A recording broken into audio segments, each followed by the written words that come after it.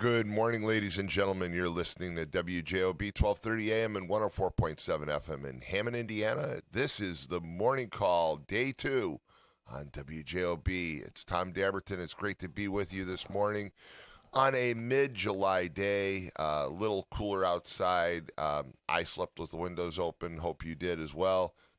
Beautiful day, and we're going to get right to the weather in just a second, but let's do traffic first. And at the 6 o'clock hour, once again, things are moving well, just like they were yesterday. A little tie-up on Klein Avenue with the construction going on. Otherwise, 8094 I-65, the toll road, Klein Avenue, in spite of the construction, all look pretty decent this morning. You go across the line into Illinois, the Chicago Skyway, 294, the Bishop Ford, and I-57 all look good. When you get onto the Dan Ryan, you're going to start seeing a backup somewhere around 43rd. Otherwise, it doesn't look too bad this morning at this early hour. And then when you get into the other expressways, already building traffic up near O'Hare on the Kennedy. The Eisenhower and the Stevenson both have some congestion going inbound to the city. So there you have it. Now let's talk weather with Adriana. Good morning. Good morning. So currently right now at the Shack and Vanto Studios, it is 54 degrees, but it is 87 degrees in Tom Dabertin's pool. Today we're seeing highs of 78 degrees and lows of 60 degrees, mostly sunny and pleasant, partly cloudy weather, good for opening the windows. Definitely. I will say once we felt the temperature go down, we're like, all right, turn the AC off, get the fresh air in. On Friday, highs of 79 degrees, lows of 60 degrees, mostly sunny and pleasant, crystal clear skies for that night. And as we head into Saturday, same kind of temperature, 79 as a high, 70 as a low, partly sunshine with more humid weather, and then in the nighttime, clear and mostly humid as we head back up into the 90-degree temperatures starting on Sunday. That's all for your weather. Yeah, so it's going to be a nice weekend for Pierogi Fest, and it has been some time since I've slept with the windows open because the weather's cooperating for a change. One thing we don't have in the forecast that I noticed is a lot of rain. I think the last rain we had was Saturday. Had a quick downpour up in Whiting, but it was one of those where it wasn't raining. It wasn't raining south of 129th Street, so we could use the rain. If you have flowers, if you have plants, if you have a decent lawn, you probably need to start breaking out the sprinklers. So with that, 845-1100 is the number to call, and we're going to be here until 9 a.m. We do have at 6:45, we have a guest, Mark Chase, a longtime friend who is the executive editor of The Times. Mark is back, and he's going to join us via Zoom. He'll be able to take your calls. And then at 7:25 to 7:45, Jed's got a quick program with the Carpenters, and then at 7:45 we have North Township, but we're going to take your calls throughout, so 845-1100, and we've got callers already, so good morning, you're on the air. Good morning, Tom. Good morning. I don't want to steal Walt's thunder for when he comes in, but I think this is a news story he probably will not have because it comes out of LaPorte County. I see where an individual was driving their John Deere tractor down the road, took out several mailboxes, and when the police got to him, they gave him a breathalyzer, and he actually was over the legal limit to be driving a vehicle on the road. So you don't hear of that happening very often. No, you don't. No, you don't. But I've seen situations before where people drive these. You're talking about a relatively small John Deere, right? Like a lawn tractor. They did not stipulate that, but I would think so. Yes. Yeah, I saw one couple months back. I was out in Porter County, and I saw a guy, and he was driving down the road. And as you said, he's just driving along just like he's driving a regular vehicle. And it's like, okay, something's wrong with this picture. I mean, I understand if you have to get to, like, from your garage or your barn from one spot to another. But this guy, I had the feeling that he might have been driving into town to get groceries the way he was driving. So, kind of That's funny. Odd approach. I want to talk baseball in a moment because you talked about it yesterday, but the legendary country singer George Jones. They said he has such a bad drinking problem. He lost his license. He used to take his lawn tractor to town to go to the bars, and he was driving home on his lawn tractor. But I think they eventually caught up with him on that as well. Thank you for mentioning it was George Jones. I knew there was a country music performer that used to drive a lawnmower, and that's who it was. I do remember that now. And yeah, I mean, there was a guy years ago that used to drive a little scooter around Whiting, and he drove from one bar to the next. He wasn't allowed to drive a car, so he just drove a scooter. You had mentioned yesterday about obviously Block Stadium, but also Whiting Stadium. Yes. I've never seen a game in Block Stadium since they put millions of dollars to revitalize it. But I do know, not I think this year, but the year before, Jed, I think, went and watched either a baseball sectional game there that was hosted at Block. I believe when you have unique stadiums like Block Stadium and the Oilers Stadium or the City of Oil or Oil City. Whiting Oil City Stadium. Oil City, thank you. They should host sectionals or regionals. And I realize that I think when Gary just recently hosted something, Griffith might have been the host, and because obviously Coach Jennings with his long ties in IHSA and coaching, those are unique places for kids to get to play. Rarely is it a big home field advantage, because LaPorte hosted a bunch of stuff and it's been a legendary facility, but it's not the same as Oil City Stadium. I watched some college games there, and you would watch the Oilers. But I did notice when I was in town for the Pierogi Drop, you have the little local newspaper, and I read the article there about the concerns. And it seemed like a great idea for this outside team to come. Unfortunately, it didn't work out. What do you think would be the solution for the Summers? Because there was a nice local following, people just walking up to see the games there over the years. What do you think they could do to draw folks back in? It's a good question. I think that part of it has to do with the competition. So first off, Whiting Oil City Stadium does get used for a lot of sectional and regional games even. And they do some weekend tournaments. And I get it. Look, weekend tournaments do draw some individuals, but it is a whole lot easier for people when they're able to follow a regular team. Even though I'm not a Cubs fan, and Adriana obviously is because she's got a Cubs jersey on today, and I think she basically talked to my wife beforehand. I think this is a plot, a devious plot between Adriana and Donna to upset me early in the morning by wearing a Cubs jersey this morning. I'm only being facetious, but I think that you need to have a regular team to follow. And the Oilmen, as I mentioned yesterday, when it first started, I actually bought season tickets for the first 3 years. My tickets were right behind home plate. In fact, they even put my name as a joke on the back of the seats. So I really supported the team. And the problem is that over time, there was just something that kind of wore off. The competition became a little less intense. The games themselves became kind of commonplace and not as exciting as they were when they first started. And I know the Oilmen had a really great run. They ran for a number of years, but in recent years they only had 3 other teams to play, and the 3 teams were all owned by the same individuals, so it made it a lot less interesting. George, who calls in regularly, used to go to those games. I used to see George up in the stands, and he was out there on a regular basis, and so he knows what I'm talking about. And there are several others where we went regularly to those games. But when it no longer became fun and entertaining and competitive, people kind of walked away. The city of Whiting, as I understand it, put it out to bid for a couple of years. They had a new entity that was interested. They had a team. There was a lot of talk about all kinds of things. There was actually going to be 2 teams.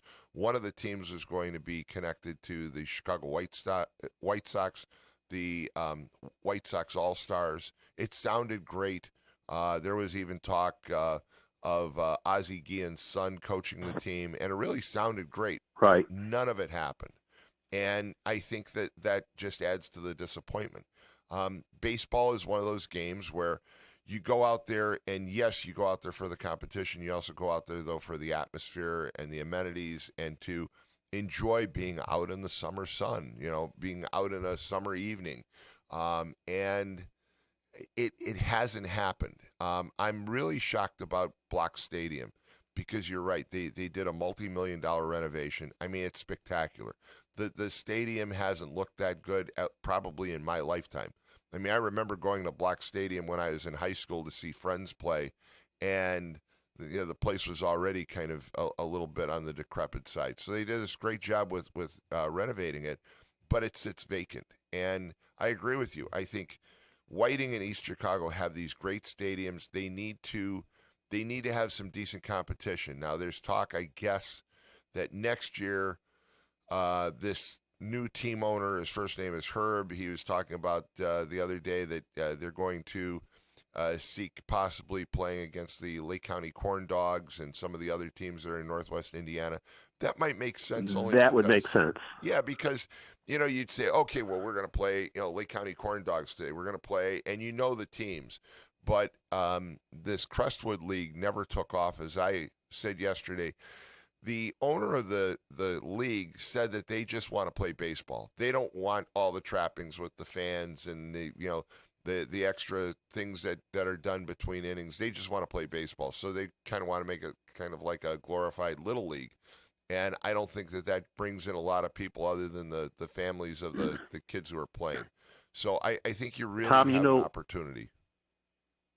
Well, if I would think the Corn Dogs would make sense, but if that doesn't work out, there is a collegiate league that operates out of Loeb Stadium, kind of an old legendary stadium, but they built a new one, and they have a collegiate league that operates out of Lafayette. They go down to Terre Haute, and there isn't driving from Lafayette to Terre Haute isn't. It's not any closer than driving from up to Block Stadium or to Oil City Stadium. I mean, if they get part of that league of somehow, but I take it takes financial backing to be able to do that, and someone willing to be connected. Well, they just hosted the All-Star game down in Lafayette. And I've heard of the league, and you're right. They travel some distance, so I think it's possible. People want to see good quality baseball, right? And so again, going back to the Oilmen the first couple of years, it was so interesting because you saw players. I mean, I remember being there one time. Rick Mossels and I were right behind home plate, and there were several scouts from the majors that came in to see a guy pitch, and we're sitting there talking to him, and it was a lot of fun. That's the kind of caliber that you want to see, especially with these woodbat leagues, these collegiate leagues, because they're, these are future players, right? I mean, these are people that are getting a chance to be looked at by scouts and looked at by other college teams, and maybe they move up from one D1 team to another, whatever the case may be, and that draws attention and draws interest. I mean, the night that this one pitcher, and I don't remember who he was, it was so long ago, but I remember that there were a lot more people there than normal because everybody wanted to see this phenomenon, this kid pitching, and we're looking at the speed that he's pitching at, and it's like, wow. I mean, what talent. That's what draws people. And you also have to create that atmosphere, though. And I think that... Well, and... Go ahead. You just had the young man from Hanover Central drafted out of high school, and he almost got $1 million signing bonus instead of going to Oklahoma State.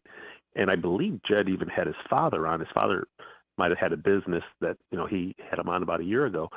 If you're able to attract those type of talented kids or young men, people will come out. But I know what you're talking about because my nephew played in that summer league the last year it played there at Oil City, and hate to say it, there were a lot of blowouts, and it was baseball. It was a beautiful night, but it wasn't a terribly good game. No, and again, my guess is that you probably were sitting there with about 40 or 50 other people. It wasn't drawing the kind of crowd that it was intended to draw.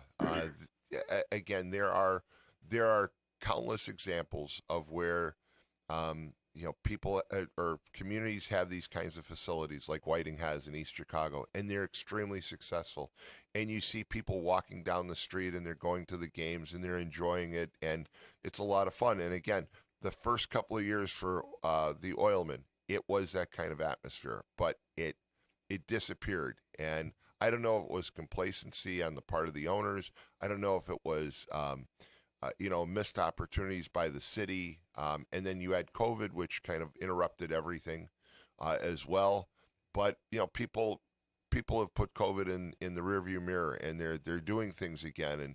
And baseball is a national pastime, and I think it could bring out a lot of people to a community, and it could be very beneficial to the downtown area.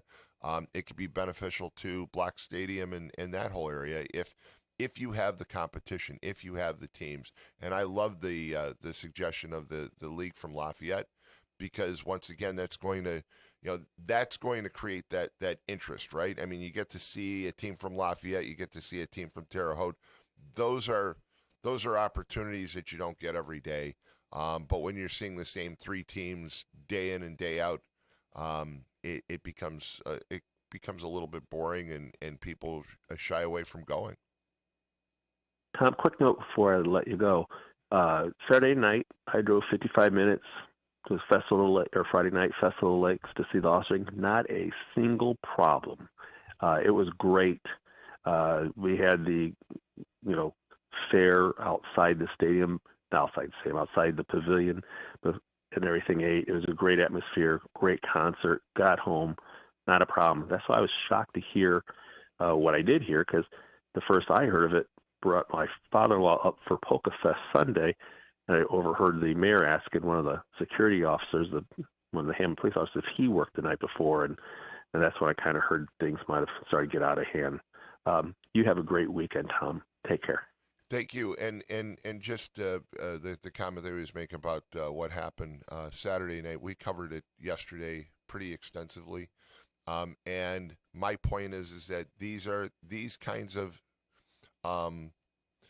unfortunate events and activities are happening all over the place. I know some people said, well, just don't have that kind of music. Don't have that kind of music and you won't bring people in. And my point is that it's an example of a bigger issue that is plaguing our society right now, especially in the United States, where there are individuals who have decided that they can just go do anything. They have no respect for the police. They have no respect for anybody else, and they'll do anything they want and disrupt things. It's the so-called teen takeovers of streets, of intersections, of beaches, and whatnot. And I think it's indicative of a bigger problem. I'm not making excuses. No, I don't agree with the lyrics that were played. But as I pointed out yesterday with Lynette, she listens to that music, but she admitted that right on these airwaves, that she doesn't have any tendency after listening to those songs to go out and want to kill somebody, rob somebody, sexually assault somebody. And that's the point. You can say that those lyrics are enticing. But even when I was walking out yesterday, there was a police officer here. In fact, it was the police chief from Dyer, and he laughed. He heard my comment about the Rolling Stones and said he listened to the Stones too for years, and he didn't have those inclinations. So I think it's part of a bigger issue. 845-1100. We've got a bunch of callers, so let's go to those calls. Good morning. You're on the air. Good morning. Good morning. So did you take a dip in your warmer pool before you got into the chilly weather? I did not, but I did certainly check it. I checked it at 7 o'clock last night. It was 87 degrees because you had asked. And so I turned the pump on this morning when I left to come to the station. So I didn't get an accurate reading this morning. But again, water in an in-ground pool stays pretty steady as far as temperature once it heats up. You've got all the concrete around it, and that concrete doesn't lose the heat very quickly. It absorbs the heat during the day. Plus, I have an automatic cover on it, so it keeps the heat in. So what time on Saturday does the Pierogi Fest start, where you can go out and walk down 119th and stuff? What time does that start? It starts at 11 a.m. and all right. goes Well, to 11 p.m. Hospice of the Calumet area, Saturday from 10 a.m. to 3 p.m., they're having a car show over on 550 Superior Avenue. Okay, so before you go to Pierogi Fest, you can go see some classic cars and motorcycles, and go visit that for a little bit before you go to the Pierogi Fest. Where is that at? It's from 10 a.m. to 3 p.m. So see, you got. No, but you where? Can hurry up where and go over the and look location? Give the location, Mike. Yeah, it's at 550 Superior Avenue in Munster, Indiana. Okay. Because you just said it's on Superior Avenue, and there's Superior Avenues in a lot of communities in Northwest Indiana. So it's Superior Avenue in Munster. Okay. Yeah, and the thing nice is, hospice of the Calumet area, I guess they have a program on here, so everybody should kind of go out and just walk around a minute, look at the nice old classic cars and chit-chat, and then go ahead and head over to the Pierogi Fest, and then, go eat your hearts out over at the Pierogi Fest, and just remember, enjoy the cool weather now and the warm weather we've had, because 151 days, don't forget, winter will be here. Well, that's very accurate. Yeah, it won't be long before it gets cold. Hey, Mike, thanks so much for the call. Yep. Thank you. 845-1100, got some additional callers. Good morning, you're on the air. Yes, yesterday somebody called in about the death of Michael Markovitz, artist, and Mitch Markovitz, yes. That passed away. He's responsible for the rejuvenation of the South Shore poster campaign, and I wanted to point out to your audience that you can buy those posters at the Indiana Visitor Center on Kennedy Avenue. It's in their gift shop. And yes, his posters have been available in a number of locations. The South Shore Convention and Visitors Authority sells them.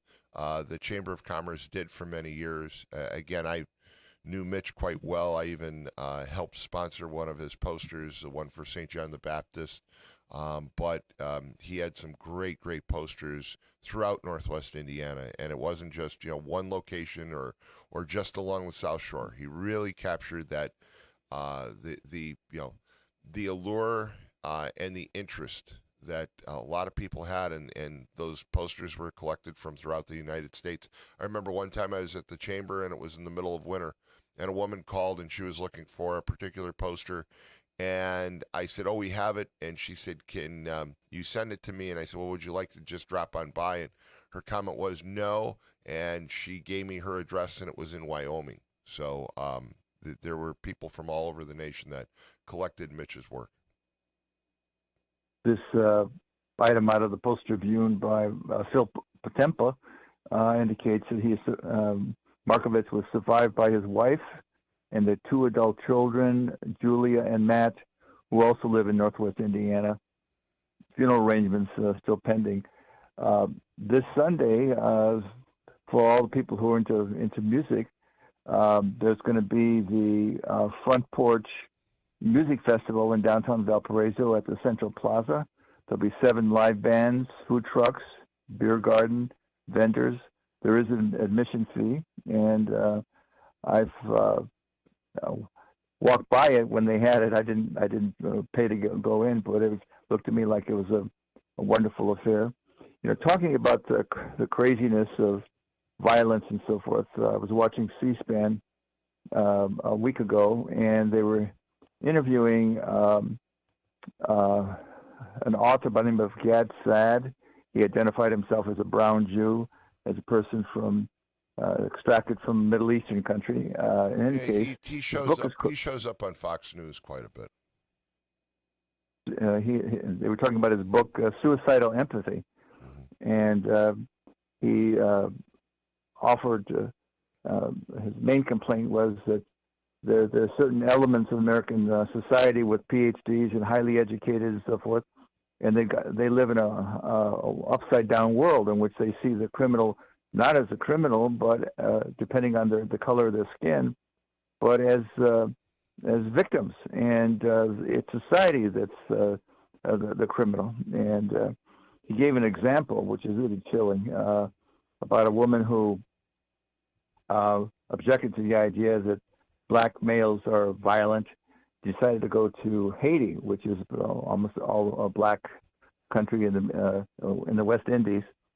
And she went there, and she was kidnapped and then raped repeatedly. And she told her rapist, "Why are you doing this to me? I support Black Lives Matter," and so forth.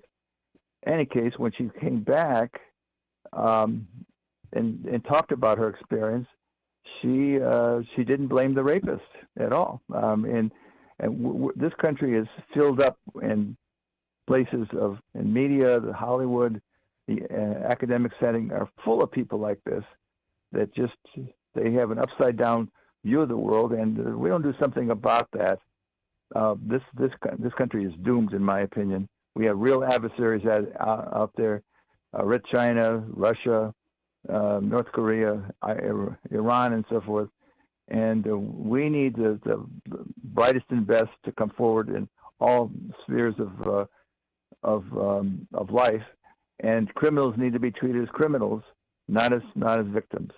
But it's I've working in Chicago for 40 years. I saw the early stages of it. It was the numbers of people who brought that attitude to the table is just disgusting but scary, very scary. It reminds me of a movie called Clockwork Orange. It was done by Stanley Kubrick, and the scene was in England, and how the criminal element were treated by the establishment government officials as victims, and any effort to deal with them was suppressed, kind of thing. Are you familiar with that movie or the book? No, I'm not. No, I must admit, I'm really not. I think it's something you have to go into Google and Google Clockwork Orange. Well, Clockwork Orange, I'm familiar with. I am familiar with Clockwork Orange. I guess I misunderstood. I thought you said there was another movie. I misunderstood for a second. I'm sorry. Yes, I do know about Clockwork Orange. Yeah, it was a book, and then it was turned into a movie by Stanley Kubrick. Yes, and I saw the movie as well.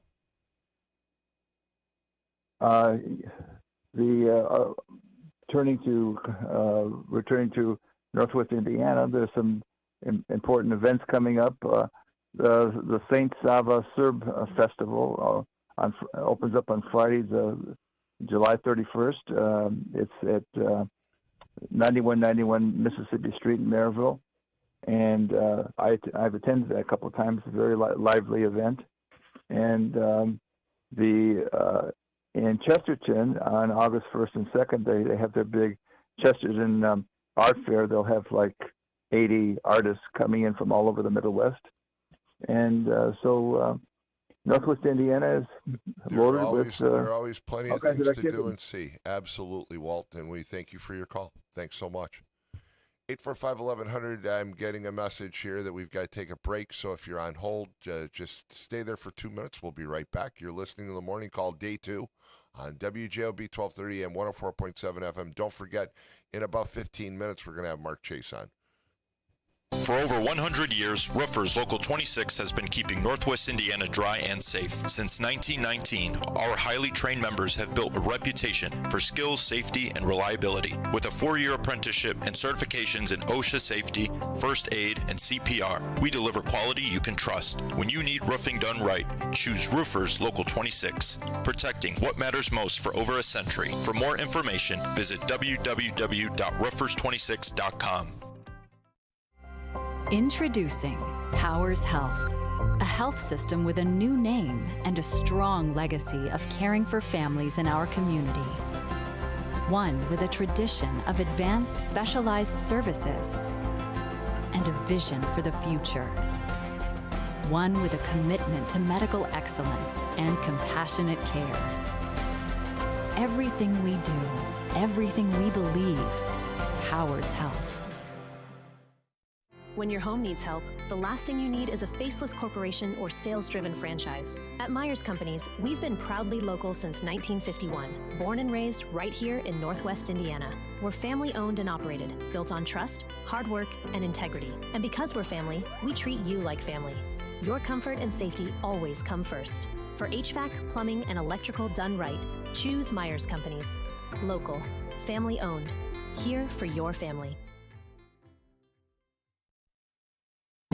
For a fast and friendly car wash, go to Easy Clean Car Wash. Open 7 days a week in 4 convenient locations: Highland, Griffith, Cherville, and Lansing. Free vacuuming, air freshener, and a towel with every wash. It's fast, safe, and gentle. For more information and hours of all our locations, visit myeasyclean.com. Also, see how you can wash your car daily with our $10 Ultimate Wash for only $19.99 per month. Give your car the best clean at Easy Clean Car Wash.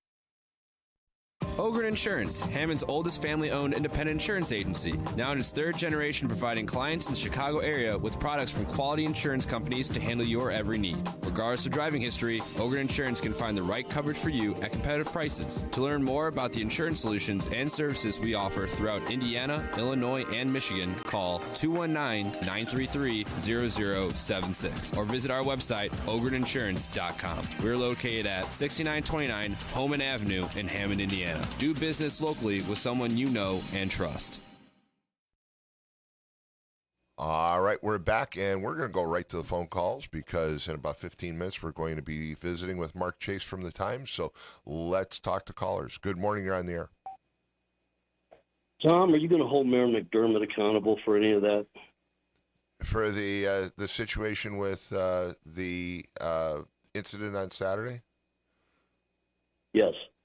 I would like to hear from him. I'd like to hear his explanation of the situation. But again, we talked about this a lot yesterday, and I think it's a legitimate question to ask about what events and what performers they bring in. But at the same time, is it the performer that caused the violence, or is it the fact that we have a propensity in society to no longer respect law enforcement and others and follow the rules and procedures? And I think it's more of the second than it is the first. Mad Mac called in yesterday and said, well, what about video games? They're violent. And I said, that's right, they are. And I think they're too violent. And I think some of the lyrics are absolutely reprehensible. But everybody that listens to those lyrics and everybody that plays video games doesn't go out and cause violence and mayhem. And I think that's a bigger issue that we have to talk about as society. And, Ron Matlock brought it up yesterday. I can't remember his exact quote, but his comment about,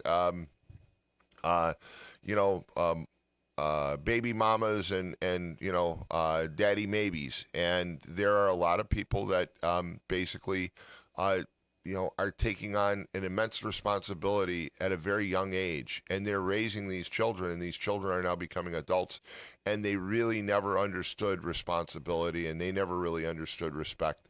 And I think that's problematic, and I think you're seeing it in our political system with the rise of socialism and handouts and just a whole series of problems. And I don't think we can ignore it. I don't think you can just say, oh, it's all about the lyrics. I don't think that's true. Again, Lynette said she listens to that music and she doesn't go out and create mayhem or disobey law enforcement. So there's a bigger issue that's at play, and it concerns me. And it concerns me, basically almost every day I think about the fact that there are all these individuals that are out there in society now who basically could care less about following the rules. I saw a guy yesterday. I left here and I'm driving down the street and he's at a stoplight and I'm sitting there and he pulls right up next to me, and in the middle of the stoplight he just decided he was rolling through it and he just kept on going. Okay, and there was no police officer around, so he got away with it. But you and I sit there and wait for the stoplight to change before we move forward. Here's an observation. You had other concerts and no problems. Right. The mayor invited this in, and he got the riffraff that came with it. You've done very well in Lake County. You want to talk about all the people you know and all the negotiations you've handled. The city of Hammond, the township, the county.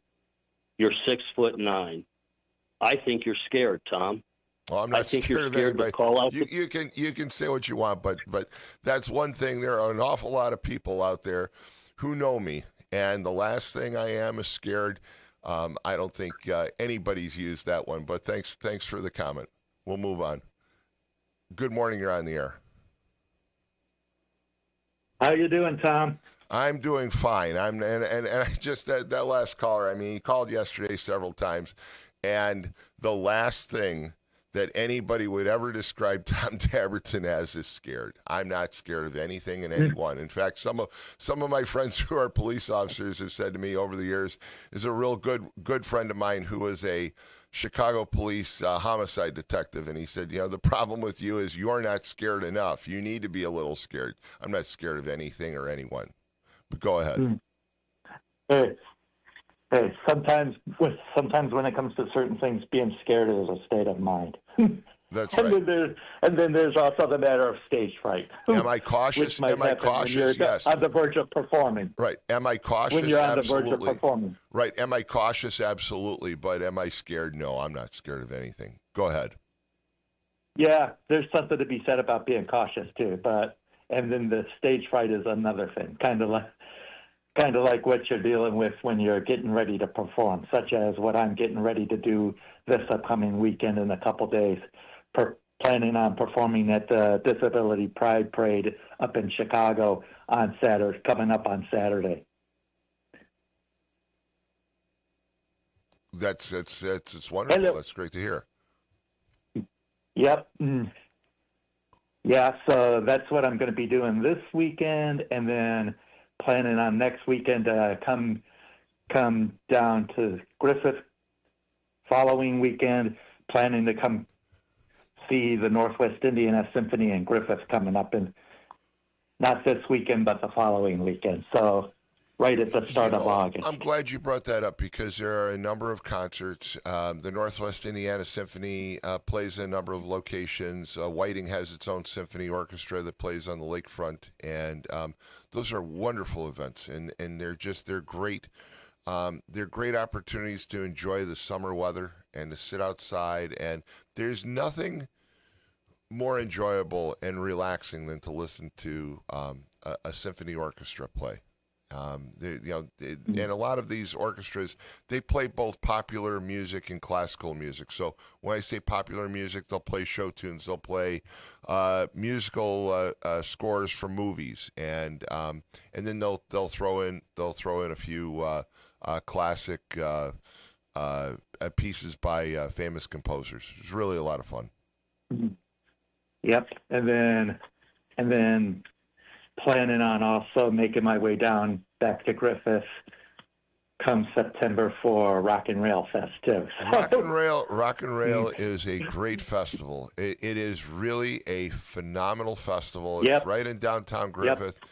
Rick Reifa and I know each other well. He does a great job with it, and it's largely cover bands. Yeah, I used to live down in Griffith. It's living largely up in cover Evanston bands, and these it's days. a lot of fun. It's a lot of fun to attend. Absolutely.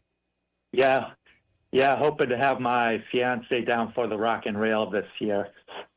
Well, that's great. We'll see if we can make it happen. And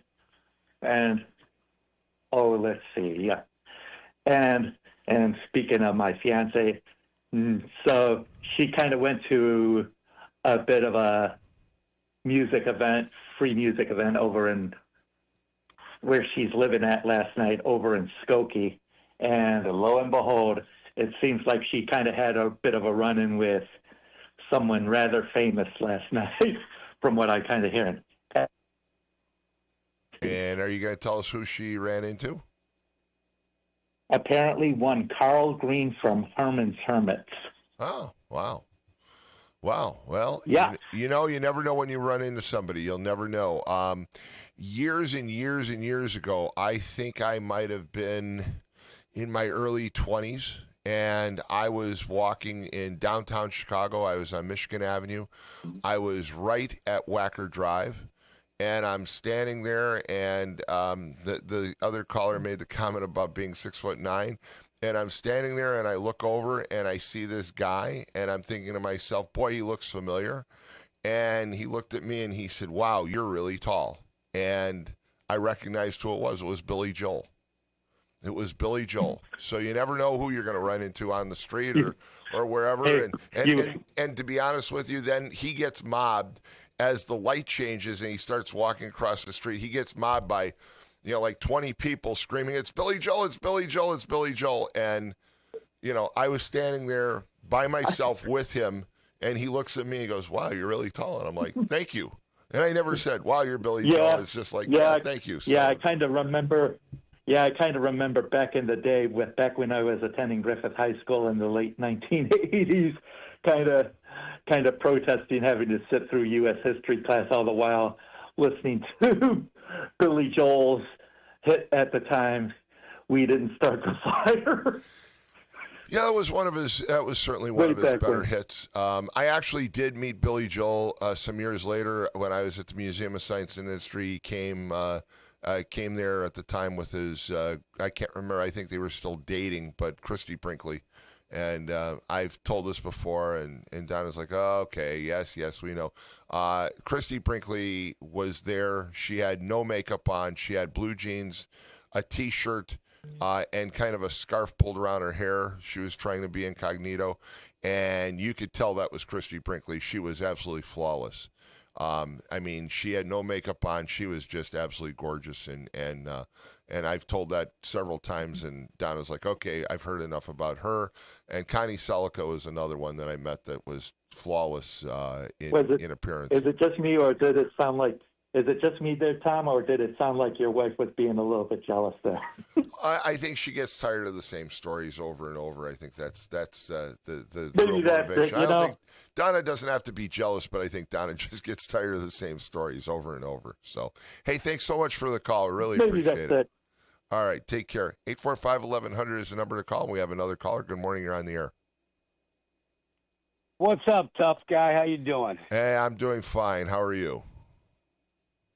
I'm recovering from my near 3 hour sojourn to the movie theater to see The Odyssey last night. So was it worth it? I'll save it for after Mark Chase. Well, I'll tell you what. Yeah, I'd like for you to call in the 8 o'clock hour and give us a full rundown, because as you know, we were texting each other yesterday. You told me you were going to see it, and I said, you got to give a review, because there's been so much said about that movie, and so we'll save it. We'll save it for later. But go ahead with whatever else is on your mind, and then call in after 8 o'clock, and let's talk about the movie. Well, I think I still got the ice pack out my head from when I got home from the movie, man. It's you could film a comedy show in IMAX, but there's only one thing that's gonna make a comedy show good, is if it's funny. And I got to tell you, IMAX wasn't saving this 3 hour debacle, man. It's rough sledding. Really?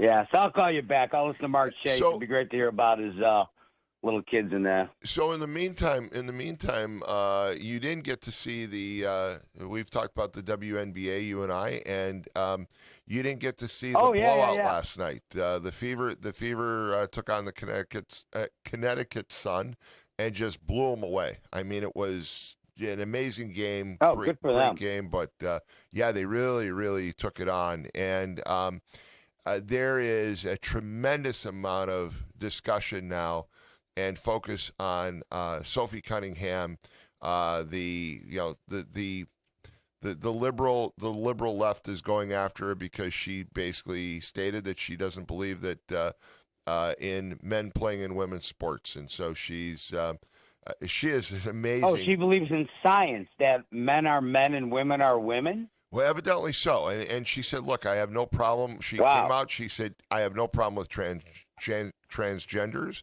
I have no problem with people's sexuality, but I don't think men should be playing in women's sports." And she said it's just unfair and it's not natural and it shouldn't happen, and she's being attacked for it. So I thought maybe you were going to call about that. Well, funny thing is, I'll send you this. I'll text it to you. So apparently with Caitlin Clark, because she's lily white and heterosexual, so I looked all this stuff up and I couldn't believe it's just, why do you guys want to kill your cash cow?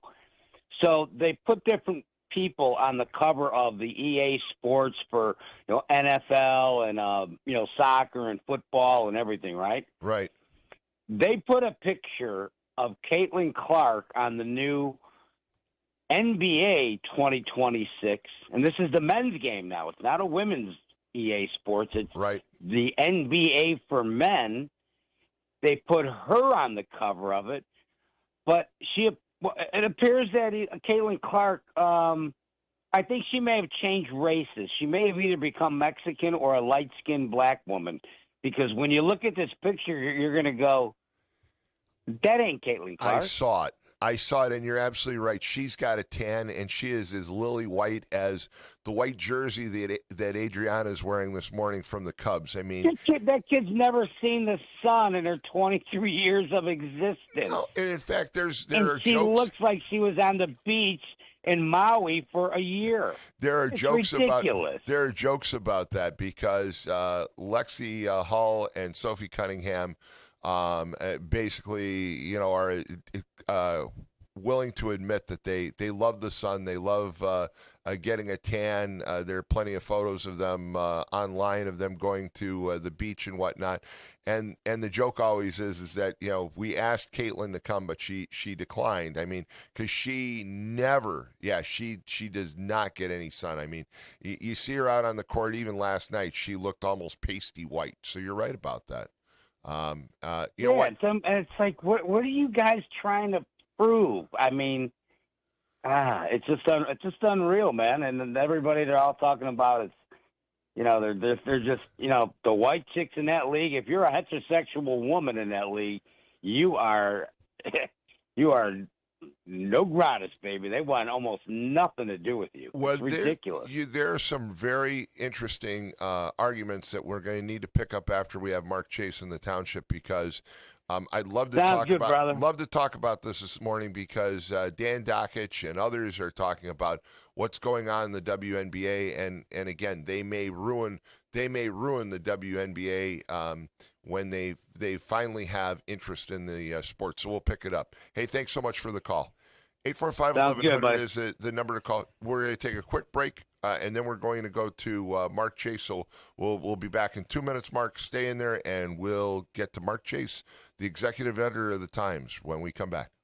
Need clean energy without the junk? I'm Jim Diedlow. I used to live on burgers, football, basketball, baseball. Now I'm gluten-free and more into biking, golf, and yoga. But I still need energy. That's why I love Paradise, developed by Emily D. Edwards right here in Cherville. My favorite is Paradise Packs Strawberry with gluten-free pretzels. Find it soon at Strachan Van Til or at spreadparadise.com.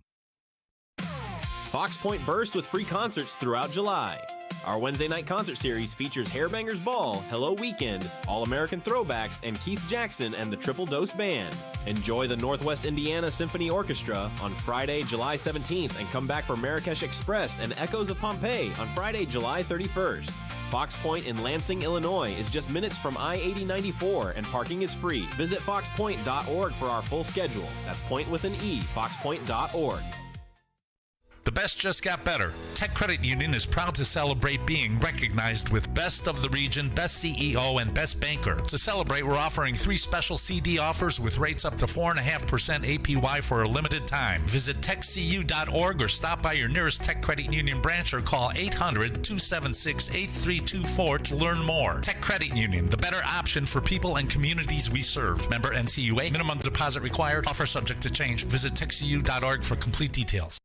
IBEW Local 697 electrical contractors bring the highest standard of electrical work to Lake County homes, schools, and businesses. From everyday fixes to once-in-a-lifetime builds, we don't just get the job done, we get it done right and up to the highest safety standards. When you need electrical work, hire the professionals who power Indiana. Powering Indiana, Lake County, bringing excellence to the job, creating a brighter future for our community. There's something for everyone at HealthLinks Community Health Fair. Join us Tuesday, July 28th from 3:30 to 5:30 at the Boys and Girls Club in East Chicago for no-cost adult health care screenings, free food, games, prizes, and family fun. No-cost wild child checkups and sports physicals will be available the week of the event at HealthLink East Chicago and HealthLink East Chicago Harbor West. If possible, insurance will be billed. Call HealthLink at 888-580-1060 extension 5401 or 5901 to schedule your child's no-cost appointment today.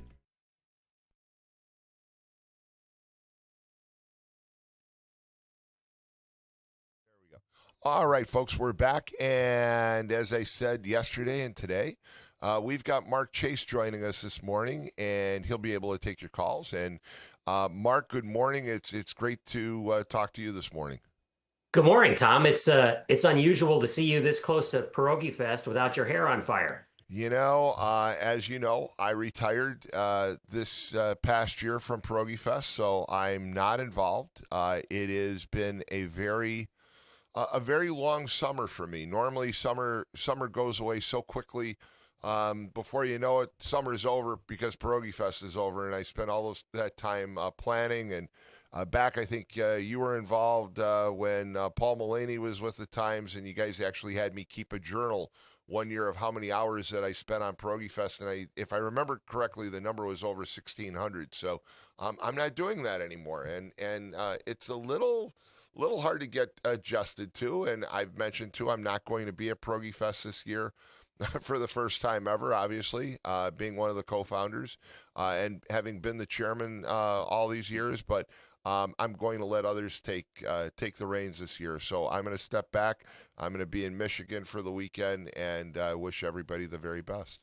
Well, good for you. You had to smile a little bit this week, though, when Gordon Ramsay and his show pretty much served up a fantastic entry point into this festival. You just couldn't have scripted that. You know, you're right. I saw that and it was like, wait a minute, you got to be kidding me. And he takes the plunger busha and throws it, and you almost wondered if I'm sure, knowing that show, I'm sure that they did some research and they knew exactly what they were doing. He didn't just do that by happenstance. Those shows are more scripted than we want to think they are. But sure.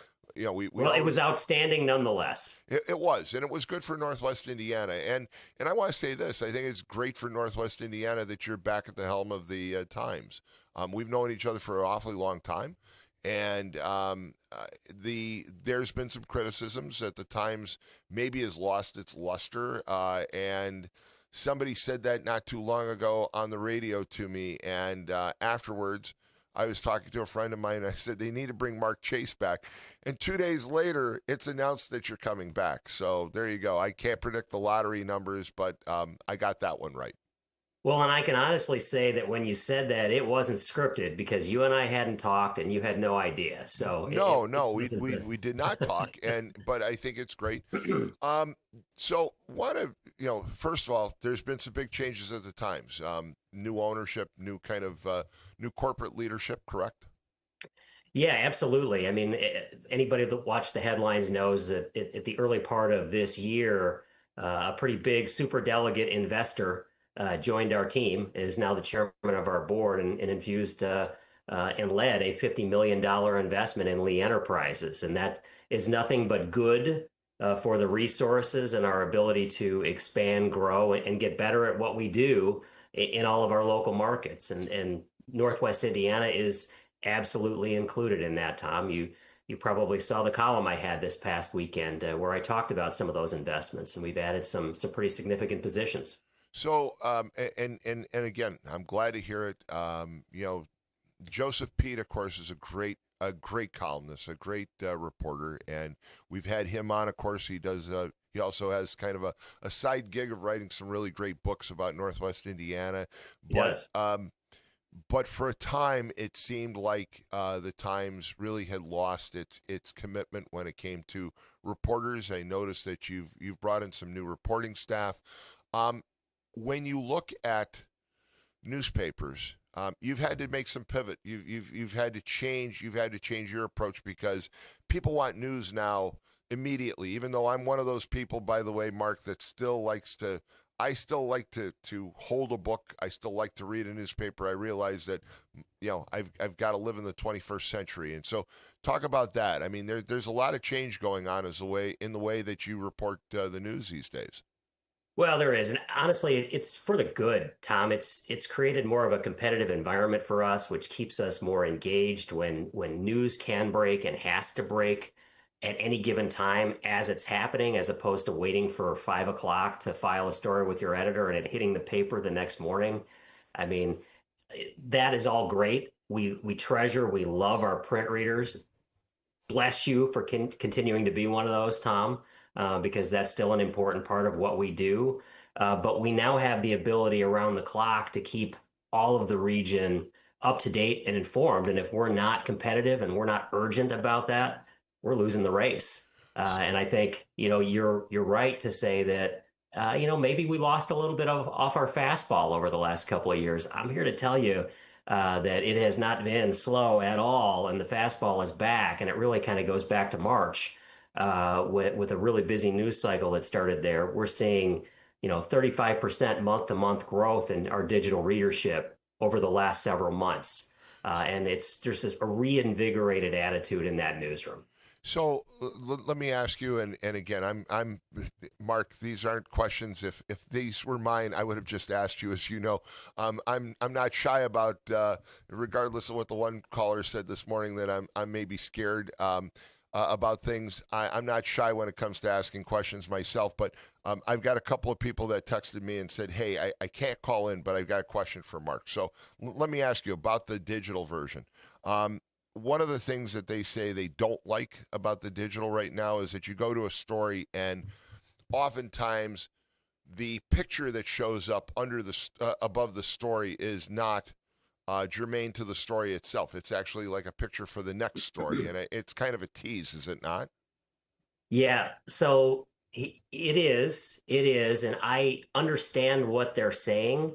I will be the first to tell you and your readers, Tom, that the digital experience, the website, I think we do a great job with content. I think we do a great job with the urgency. I think we've gotten some of that habit back, but the presentation and the website itself and the app itself, they need some work.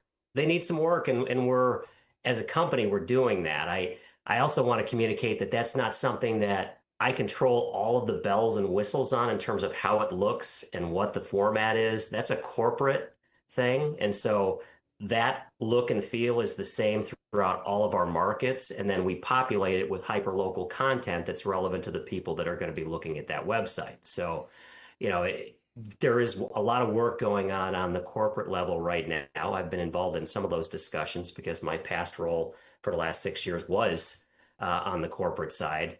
And we're trying to fix that. And so stay tuned. Well, and going back to your roots, I mean, you were basically an investigative reporter for many years. You wrote those stories, those in-depth, detailed stories about things that were going on with local government or a local facility. And a couple of people asked me, they said, well, ask Mark, are they going to try and bring that back? Because here is their argument. You can go to a number of venues and pull up instant news and get news, in 300 words or less about what's going on. The Chicago media does it. There are other online venues that do it. But their argument was where the Times has that different edge is that they can do that in-depth reporting. So answer that question. Absolutely. No, there's no question at all that that's taken a little bit of a backseat in recent years. I've seen it. I don't like it. We're absolutely pursuing bringing that back, and we're doing it in some of the ways we're investing in the newsroom with some of the positions we've added. It's also meant to shifting around, and so you're going to see a redeployment for years, Tom. And this is going to be tough for a lot of our readers to hear. We had the resources to staff one government reporter to do the kind of things that you're talking about. And with one reporter stretched out over the core communities of Lake and Porter counties, plus Michigan City and LaPorte, you don't have an opportunity to get a whole lot of substantive stuff done. we're adding a body in that regard. So we will now be dividing it up between two different reporters to divide and conquer. I want to build it further from there. And I think coming back into the newsroom myself, I am plugged in still in ways that maybe some of the folks that have come in, no fault of theirs, weren't, because they just weren't here very long, or they hadn't been here and they were coming in from the outside and they didn't stay long enough to establish anything. And so I hope to bring some of that back too with the way I lead these reporters. But yeah, we're throwing extra bodies at that very thing. So how do you address the social media rumor mill? And look, just give an example. There was a running joke between you and I for a number of years where there was a guy that used to call, I think, the Times newsroom back in the day, and he would claim all kinds of things, including it was kind of a version of swatting, if you will, because he'd call and claim that there were feds showing up to my home. And he didn't like me, and we finally kind of narrowed it down. And I don't want to give him any fuel because I don't want him to restart the issue. But we finally, you and I, figured out that this was an individual that I had been involved in that basically had to deliver some bad news to him about his employment, and he was trying to get even with me, and so he would call the Times and say that. And you used to call me and say, "Hey, Tom, it's Mark. Hate to bother you, but just a question. What are you doing right now?" And, you know, there's no federal agent standing outside your home. You had to check it out. The problem is that this day and age, people put so much false information that's online, and it goes like wildfire. How do you address all the false information that's being spread out there? Well, you know, first and foremost, when we see stuff like that, when we see the noise on social media, we do have to check it out to a degree, depending on who's involved, what's involved, what we're hearing.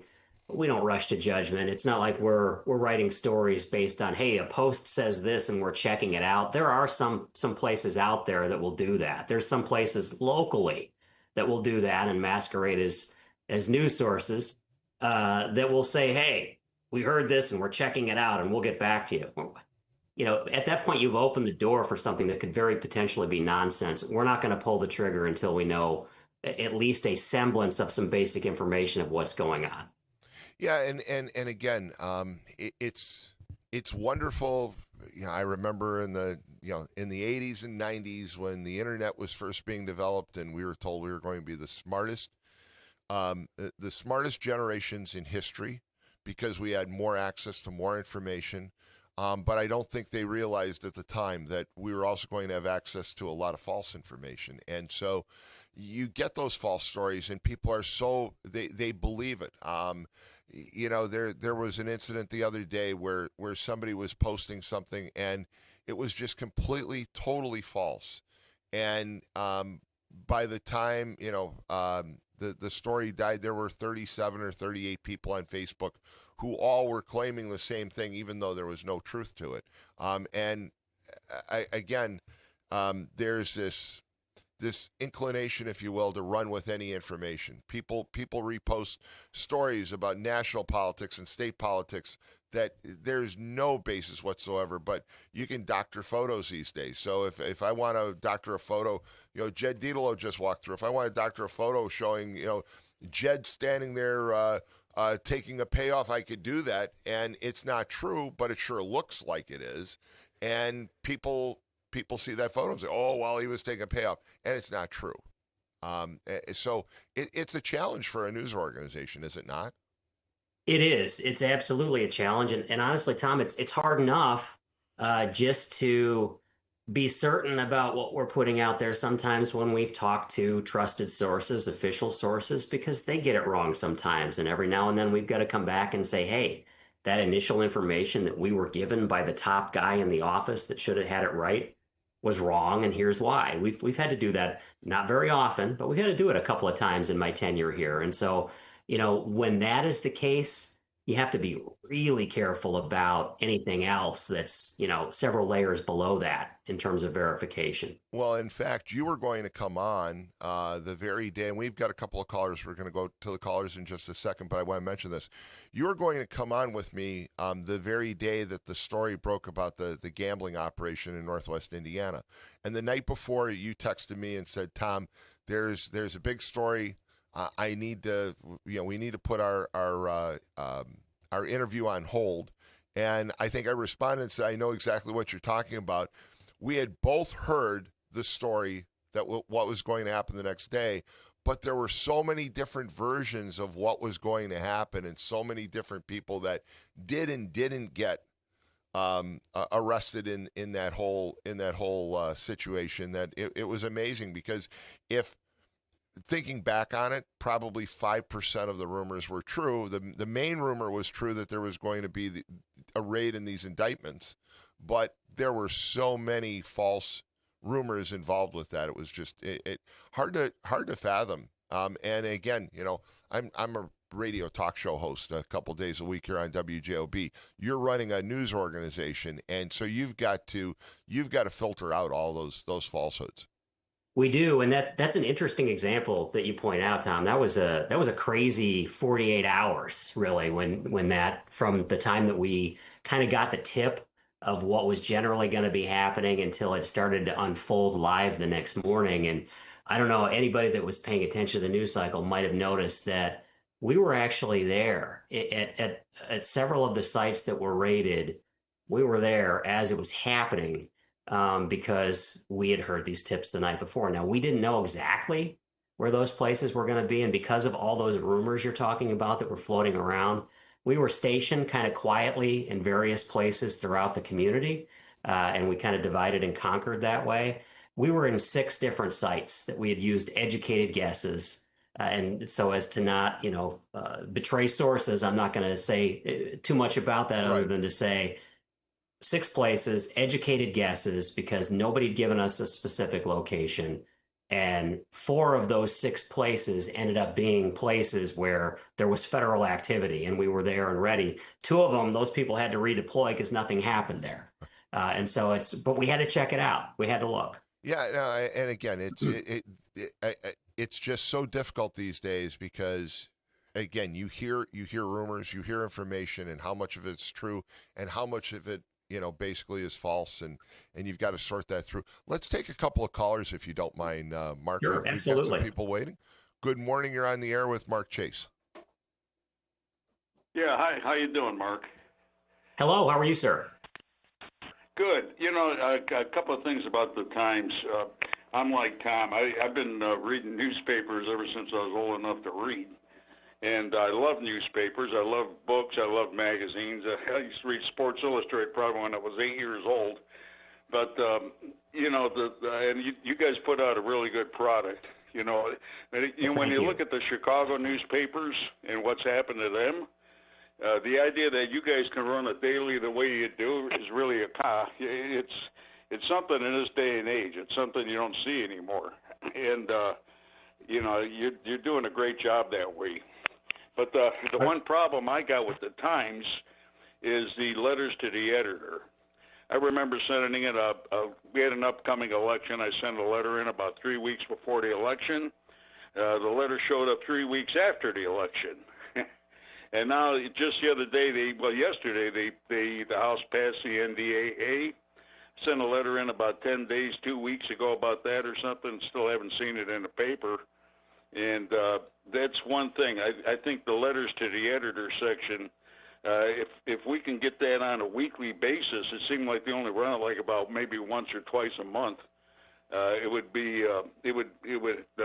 give the community some kind of ability to give as a forum, give us the ability to go ahead and get our thoughts out there. It just doesn't seem like they run it every week. It's like every second or third week. But outside of that, you put a great product together. The local broadcast news in Chicago, they very seldom ever talk about Northwest Indiana. So it's nice having a product like you guys put out where we could actually see day in, day out what's going on here in Northwest Indiana. So I just want to let you know that.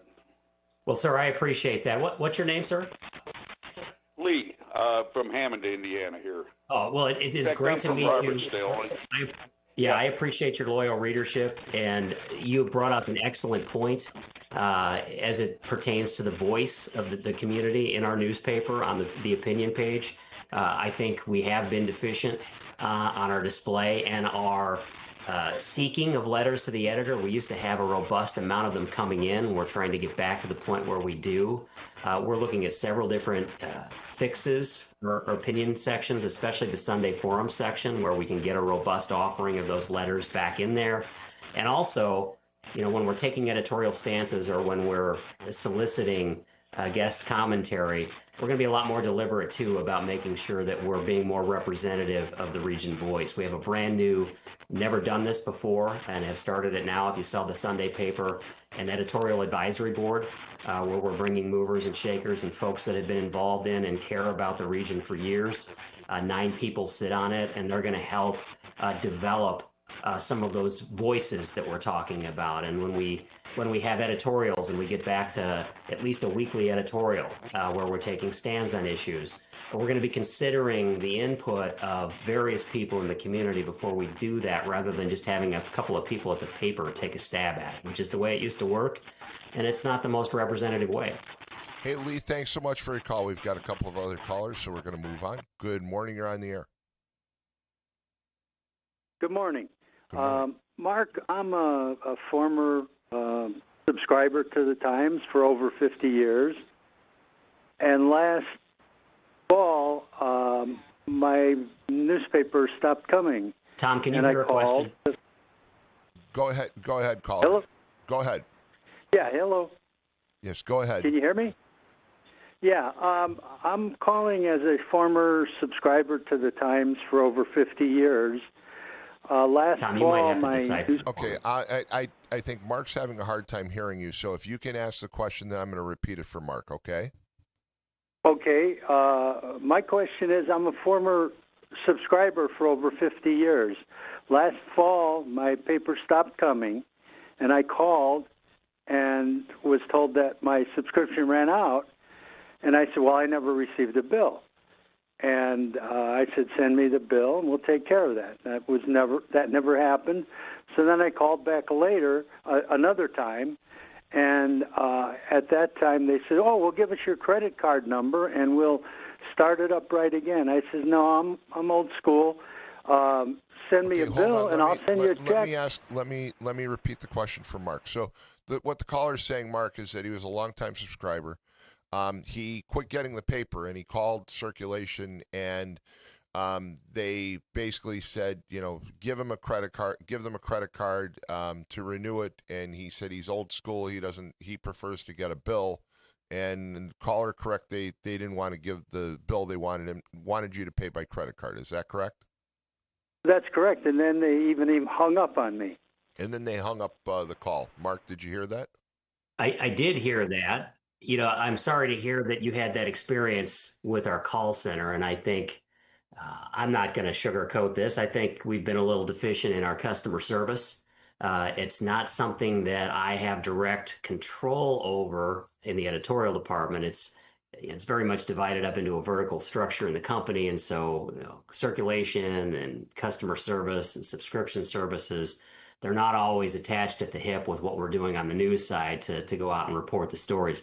That being said, that's not an excuse. And when I hear about these things, I always try to reach out to people I know in customer service to get these folks taken care of. So, I would say that I think there's a realization in the company right now that customer service needs to improve. And I think they're looking at some white glove type treatment for folks that have been with us for a while as well. So I think there's more to hear on that front.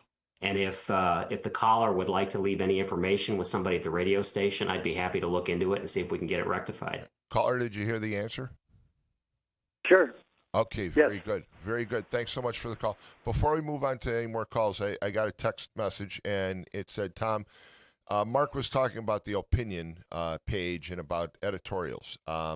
It seems these days that the reporting is too slanted to the liberal end when it comes to politics.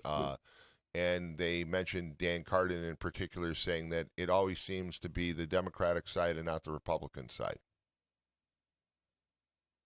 Well, I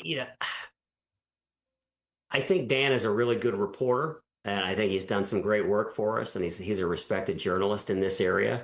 I think there is always room for improvement in the way we represent and reach out to various sides of issues.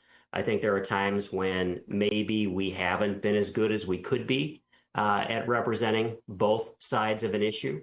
I understand the feeling, and I think it's a common one, not just in Northwest Indiana, but having worked in 32 different markets for Lee Enterprises over the last 6 years, working with the editors of those markets, to hear this kind of criticism about the press. Know that I am always looking to make sure that we're reaching out to all sides and that all are being represented. I think, if anybody feels we've fallen short there, stay tuned because I think you're going to see some improvements. Well, just a follow-up, an additional comment and this is coming from an individual, but he said also, does the Times have limitations on what your staff can post when it comes to their own online presence? Not totally sure where that's going, but if that makes sense to you. Well, I don't know if the question is about, are they allowed to have their own private social media accounts and do what they want? Of course they are. Of course they are. But when they are, like any company, using a social media platform to further or to sort of promote or broadcast what they're doing on the Times' behalf, then yeah, I mean, there are some codes of conduct that we hope that they're following. Can we control what every employee does on social media? No, absolutely not. And it would fly in the face of the First Amendment to do that. Yeah, I know it's and look, I had to handle a number of those issues last fall after the Charlie Kirk assassination or murder, depending on how you want to call it. And you're right, there are some limitations, and especially when it comes to people in the news media. Private sector is a little bit different. Even though you're private sector, there's some protections that you have. So I understand that well. 845-1100 is the number to call, and we have some more callers, so we'll take those calls. Good morning, you're on the air. Hi, good morning. I wanted to reiterate and reaffirm Lee from Hammond's concerns about letters to the editor. That used to be a very robust aspect of the Times, very robust. And I hope you guys return to it. I've written a couple letters, haven't heard anything from anyone. And the last posting you have is April 5th of this year. Also, ask Dan Carden. I've had a running battle with Dan for a long time. He is anything but a liberal reporter. I'm not saying he's conservative, but he's not this liberal darling. Dan is a conservative reporter in the sense of the way he approaches things. But he's worth his salt. I'll give him that. He's worth his salt. He's a damn fine reporter. And so I don't know where this criticism is coming that he's some liberal darling. That's just absolutely absurd. So that's all I wanted to say. All right, Mark, you want to respond to that? That sounds that sounded like George. Positive. that sounded like George. I think it was George. It's George, no doubt about it. Okay. Yeah, no, listen, George, I appreciate that. I think Dan Carden is a great reporter, and I've worked with him for years, and I talk to him every day, and I know that some folks have a perception, whether that's earned or not, I'm not sure, but I think Dan's a good guy. I think he's a straight shooter, and I think he tries to be fair. Mark, also, I think it's actually a compliment to him because, as I point out to friends myself, when I'm on the air, I get people who call and say you're too conservative, and I get friends who call and say you're too liberal. And so if I fall right in the middle, I'm doing my job. And so that actually is, I think, a compliment back to Dan Carden, because you have one person saying he's too liberal and the next person says he's anything but he's conservative. So that means he's doing his job. Yes. And, the numbers tell us something too, Tom, and Dan is one of our most prolific and most well-read folks. And we now know exactly what those readership numbers look like, at least on the digital side. We can count every single one. And he's one of our best read, most prolific writers, not just in the Times of Northwest Indiana's newsroom, but in Lee Enterprises. And we have several like that. You mentioned Joseph Pete earlier too. I mean, he is the most prolific writer in Lee Enterprises throughout all of our 75 newsrooms. Now that's an admission that I was not ready for. So you actually, thinking about it, why not? You can actually look and see which which stories are being read, at least online. So you not only know, okay, there's, X number of subscribers, but then you're able to say, and, these are the reporters that are being followed the most. We absolutely can do that. Yes, Wow. we know exactly where we stand on all those fronts. Wow, that's very interesting. 845-1100, we have another caller. Good morning, you're on the air. Well, good morning, Mark. Hello? Yes, go ahead. Good morning, Mark. Good morning. Maybe he can't hear me. He can hear you. How are you? Okay. I just both Post-Tribune and the Times, and I used to get both of them, but right now, and I think the Times is a better paper. However, my understanding that the Post-Tribune and the Times are owned by the same person. Is that correct? The question is the Post-Tribune, and it broke up a little. The question is that the Post-Tribune and the Times, are they owned by the same person? Yes. Oh, they are absolutely not owned by the same person. Lee Enterprises owns the Times in Northwest Indiana. The Post-Tribune is owned by a different company. It's the same company that owns the Chicago Tribune. I will tell you that sometimes there's some confusion because in the day and age of resources, in the print industry as a whole, there are some partnerships in terms of how the product is delivered. And the Times and our circulation department has delivered the Post-Tribune over the past several years. But we are not the same company. They pay us for that service. We are going to duke it out with them anytime that they try to get a leg up on us. We are not friends. Mm-hmm. All right. Thanks, Ron. Well, let me just wait. Okay, go ahead real fast because we've only got 5 minutes left. Yeah. Let me see. Too often people look at the media being too left or too right, but I say, they call it fake news when you don't agree. And I don't. For sometimes people saying fake news, why it's not that they don't like that. So why would they refer to it as fake news? And you know where that's coming from. Fake news. So what do you think? Can you respond to this fake news stuff going on? And because it's not like what they think it ought to be? I'm going to hang up. Okay. Well, some people don't like the way the facts line up sometimes. And I think that's an easy way for them to blanket deny what the facts show. And I think sometimes if people feel like they haven't been represented, and I don't want to give it, short shrift. Sometimes when people feel like they haven't been represented, their ideas haven't been represented, they're not being heard. Sometimes I've heard it used in that context too. And I think there's an opportunity for us to get better in the journalism industry with being more representative of things that way. But I also think that it's an easy scapegoat slogan for folks that don't like the way the facts line up sometimes. All right, we've got 2 more callers. We're going to take those calls, and Mark, we're going to end it right on time at 7:25 because we've got another show that's going to be on. By the way, listeners, I'm going to step out just for a couple of minutes. There's an interview with the Carpenters Union, and then I'll be back at 7:45 for the North Township Trustees Show. So just to let people know, and then at about 8:15 we'll have the lines open again for the rest of the morning. So let's take these last 2 calls. Good morning, you're on the air. If you can ask your question and then hang up, we'll get right to Mark. I think the area does not realize how lucky they are to have 2 newspapers, dailies covering the area. I have to wonder how long that's going to last. But I can just say, in terms of the Times, I always look forward to the forum section. Lots of editorials from different perspectives. I really like the whole page of political cartoons. I particularly like to have the point and counterpoint editorials where they take one issue and you have people from different perspectives and authorities to comment about that. So I hope you don't do much harm to that. I'm not nearly as enamored with letter to the editor as I used to be. I think you're getting a lot of ranty kind of stuff, but that's another story. All right. Hey, thanks, Walt. And let's take that last caller. Good morning. You're on the air.